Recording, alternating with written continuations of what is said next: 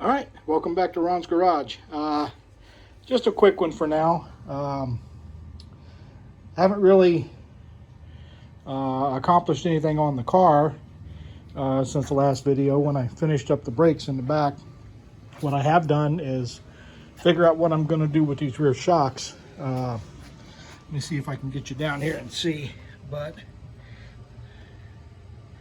maybe not.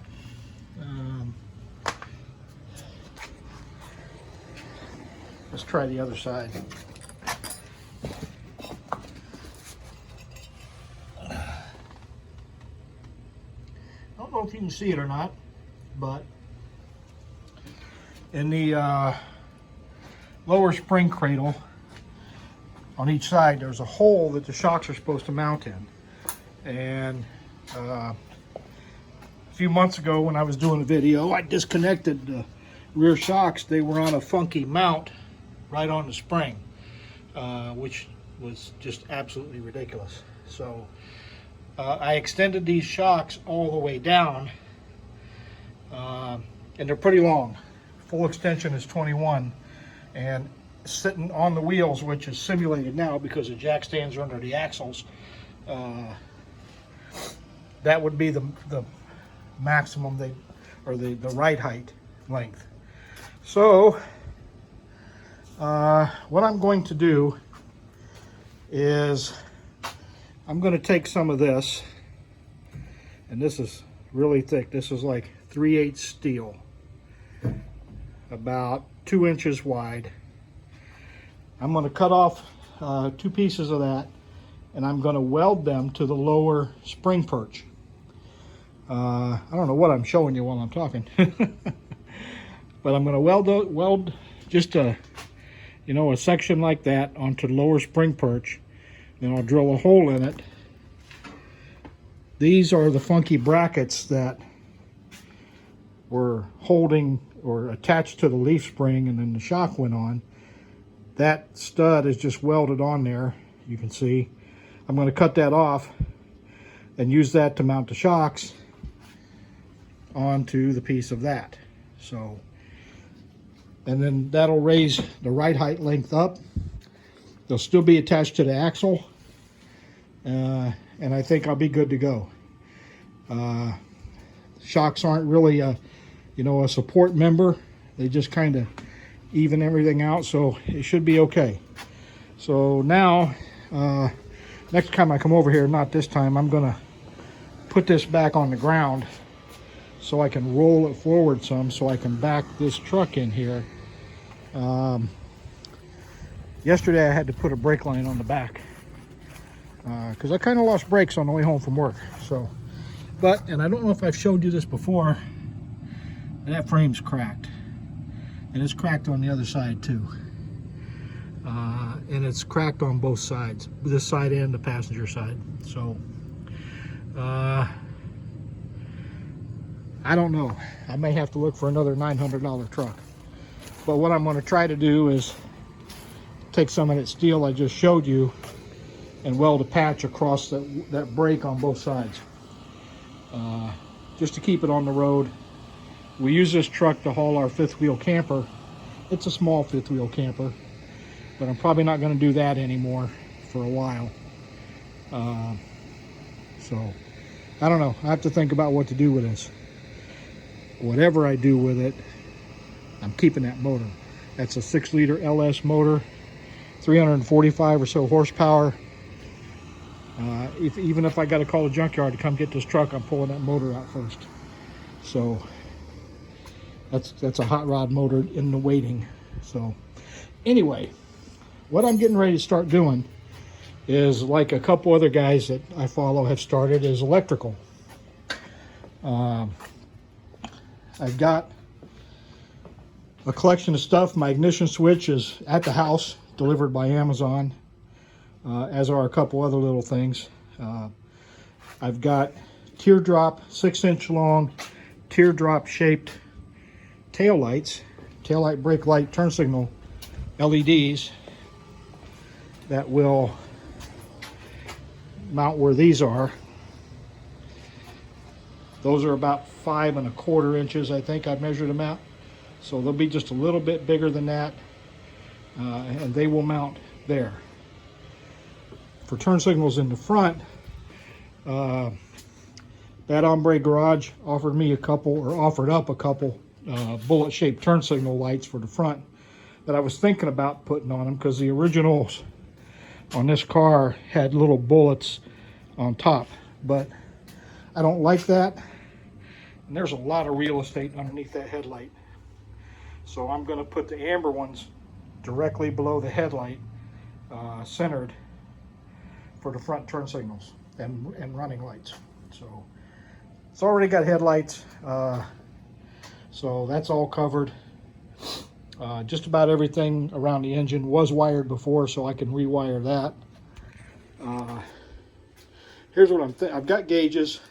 I've got a gauge, you know, volt temp and oil pressure. I just got a fuel level gauge with the sending unit. Oh yeah, I got these too. 10.5 mil JDM Speed spark plug wires, and I've got some boots for those coming too. They should be at the house as well. Sorry about that. I got cut off by a phone call. The hazards of doing your videos on your cell phone. I think I was here. Got some 10.5 mil spark plug wires and boots that are at the house now. So I've got pretty much everything I need either here or on its way to get the electrical done. Oh yeah, a while back I mentioned I had, you know, a fuse box and some relays. I've got a FRP piece of plastic I'm going to mount all that to after I square it up and make it pretty. So like I said, I've got pretty much everything I need, I think, for the electrical. Here's my question though. I'm kind of going back and forth on this. Should I go to Lowe's or Home Depot and buy a sheet of thin aluminum? Here's where I'm going to go with this. Let me show you, just so we're all on the same page.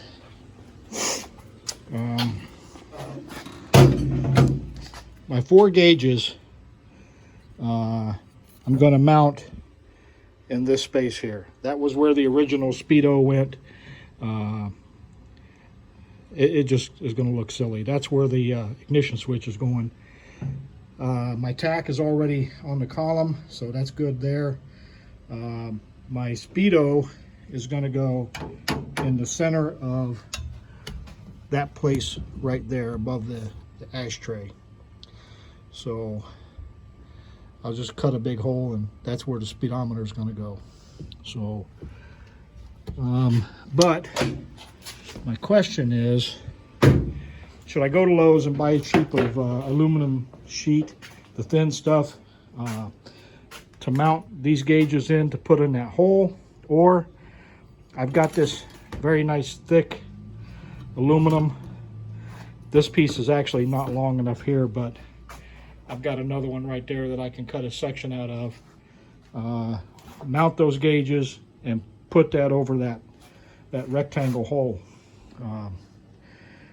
I kind of would like it both ways, I think, but I'm not 100% sure. So I'm still thinking about that. I don't have to have that answer, you know, right away to get started anyway. I don't know if you guys have ever seen this, but this is really nice rubber cable protectant. It's seal tight, used for, you know, industrial uses. I'm going to try to find some more of that to run some cables through, because it's nice and shiny and black. So anyway, that's where I am. I'm going to start that probably this weekend. I'm going to start pulling some wires. Also, before I do that, I have to go through that mess and separate them all into color and make different coils of what I've got there. So, oh, that reminds me, that's the interior bezel for the back glass. I have a complete set, and if you know anybody, get in touch with me. A complete set for the windshield, side windows, back side windows, and rear glass of these window trims. You know, some of them got a little surface rust on them, but it's really, they're really in good shape. So that I don't need, because this car already has them. I also have another gauge cluster bezel, I guess you'd call that, and a glove box complete with the clock cutout that goes in there. So if you know anybody that needs this stuff, let me know. I don't know if it's year specific. I don't know if it'll cross over to Pontiac or Olds or Buick, but I've got a set, complete set, in really good shape that I am not going to use. So I've got this, and I've actually got two of these extra. I've already, like I said, I've got one in the car already. You know, all the windows have, you can't see with this, but all the windows already have the interior trim on them. So I don't need those. So anyway, that's it for today. I'm gonna let you go and head to the house and see what my girl's up to. So y'all have a good day, and I hope you enjoy watching the videos and subscribe and like it and all that stuff that everybody says. So anyway, have a good one. Bye.